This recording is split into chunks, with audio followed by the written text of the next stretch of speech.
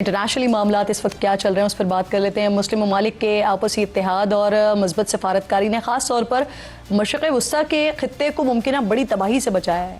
अरब और मगरबी मीडिया के मुताबिक मशरिक़ वस्ता के कुछ अहम ममालिक ने अमरीकी हुकूमत से कहा है कि वो ईरान में जारी हुकूमत मुखालिफ मुजाहिरीन के ख़िलाफ़ क्रैकडाउन के तनाजुर में अस्करी कार्रवाई से इज्तनाब करें।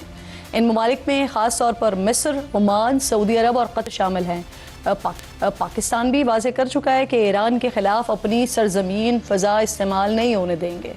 अमेरिका को जो सपोर्ट ईरान के पड़ोसी इस्लामी ममालिक से दरकार थी, जब वो न मिली तो डोनाल्ड ट्रंप के खुसूसी मंदूब स्टीव विटकॉफ कहते हैं कि ईरान के साथ मामलात सिफारती तौर पर हल हो सकते हैं। ईरान के साथ जौहरी अफजोदगी, मिज़ाइल और प्रॉक्सी फोर्सेस पर मुश्तमिल 4 गैर हल शुदा मसाइल हैं जिनका हल सिफारतकारी के ज़रिए चाहते हैं।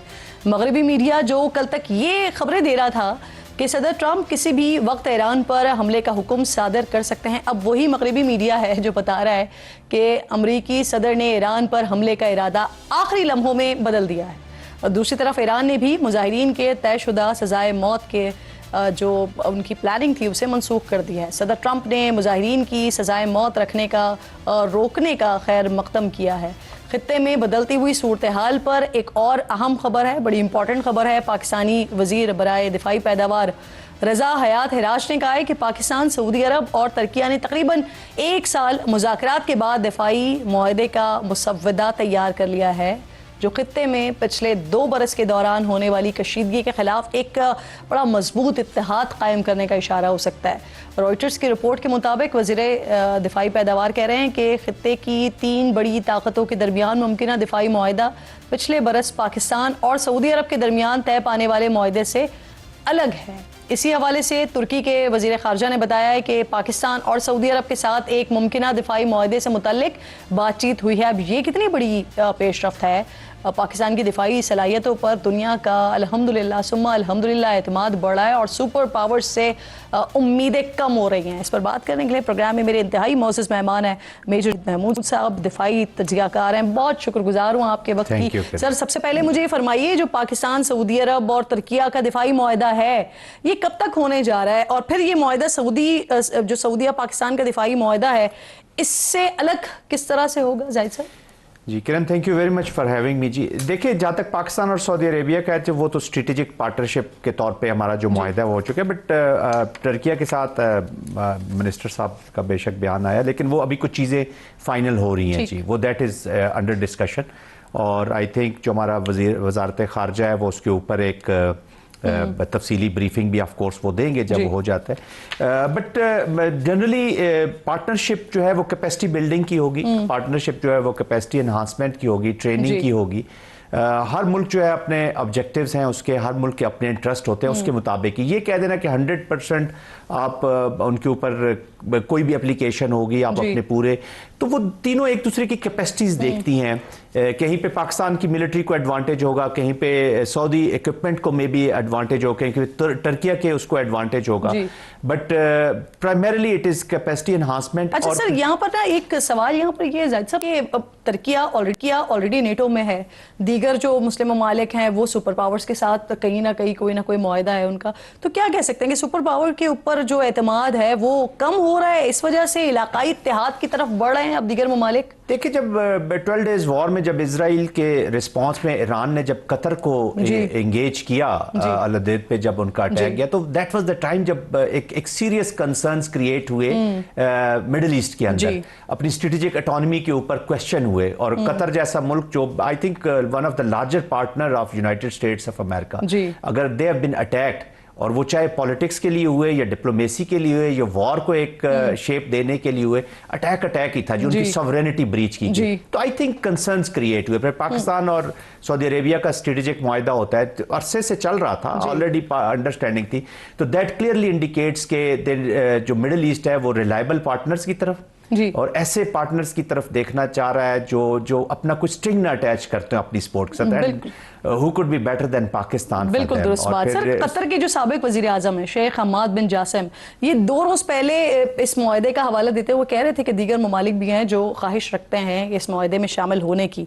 यानी आने वाले दिनों में या कह लीजिए कि चले सालों में हम कोई नेटो तर्ज का इस्लामी ममालिक का कोई मुआहदा वगैरह होते हुए देखेंगे जिसमें कतर भी हो, मिस्र भी हो, दीगर अरब ममालिक भी हों. हो सकता है, पॉसिबिलिटीज हैं. देखिए, बायलैटरल तो हमें चीज़ें नज़र आ रही हैं जी. I think it's too early to predict कि इस तरह का कोई मुआहदा हो जाए, क्योंकि हर मुल्क के, मैंने बताया ना, अपने इंटरेस्ट है जी. वो उसको देखते हुए उसमें शामिल हो जाए. कॉमन थ्रेट की बात होती है. असल देखा जाता है कि थ्रेट क्या है. इस वक्त पाकिस्तान को जो मेन थ्रेट है वो हिंदू जायनिज्म से. हमारे वेस्टर्न बॉर्डर पे उनकी ईस्टर्न और वेस्टर्न दोनों के कोलैबोरेशन के साथ एक एप्लीकेशन पाकिस्तान के खिलाफ हुई है. जो मिडिल ईस्ट का है वो जूइश जायनिज्म से हो रहा है. तो आई थिंक फिर मिडिल ईस्ट में ऐसी कंट्रीज भी हैं जो अब्राहम अकॉर्ड का हिस्सा हैं, जो इजराइल के साथ.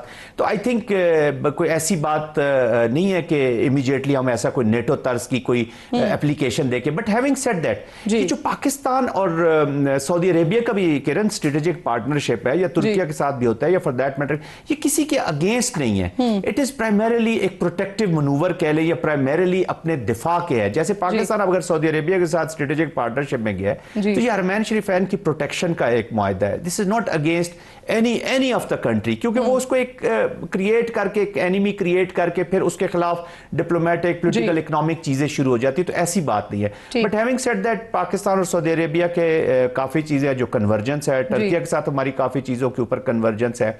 बट थ्रेट असेसमेंट की जाती है, फिर देखा जाता है कि किस किस फील्ड में आप सपोर्ट कर सकेंगे. थ्रेट असेसमेंट से आपने बात की तो मुझे वो चाबहार और इंडिया याद आ गया. तो मैंने कहा इस पे भी आपसे बात कर लें. कैसे देख रहे हैं इस मामले को? पीछे हट गया है यहाँ से अब, क्योंकि ये मामला सिर्फ सरमायाकारी तक तो नहीं है ना, और फिर हमारे सामने तो कुलभूषण की शक्ल में मौजूद है, एक बड़ी वाज़ेह मिसाल मौजूद है कि क्या कुछ इंडिया किस तरह से करता रहा, और फिर इस बाकायदा इसको भी किस तरह से इस्तेमाल किया जा सकता था.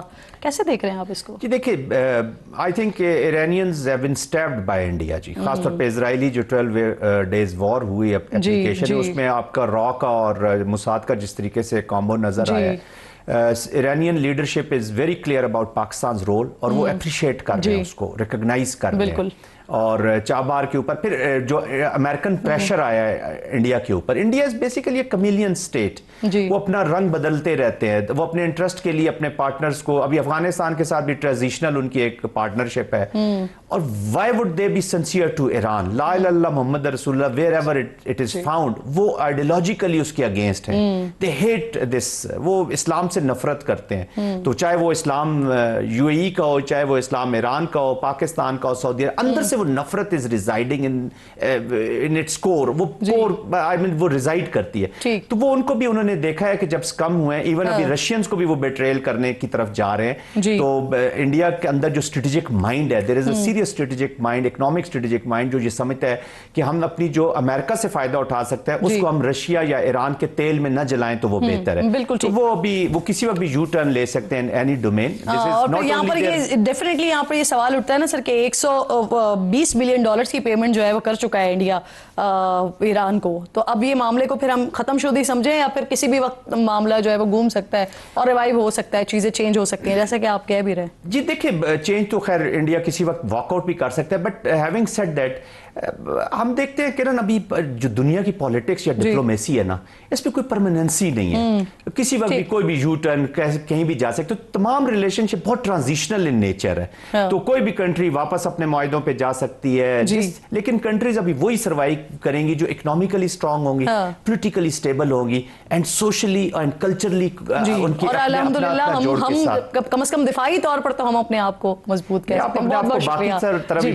सकते हैं. और वो कोशिश भी हो रही है अब नाउ. बहुत बहुत शुक्रिया आपका, में आप साथ मौजूद थे. वक्त खत्म हो गया है नाज़रीन, इंशाल्लाह आपसे मुलाकात होगी कल. आज बड़ी रात है, शब मेराज की रात है, वो रात के जहाँ पर रब्बे काबा ने, रब्बे कायनात ने अपने महबूब से मुलाकात की थी. तो आज के दिन अपनी दुआओं में पाकिस्तान को याद रखिएगा, कश्मीर को याद रखिएगा और फ़लस्तीन को याद रखिएगा. अल्लाह ने के बाद.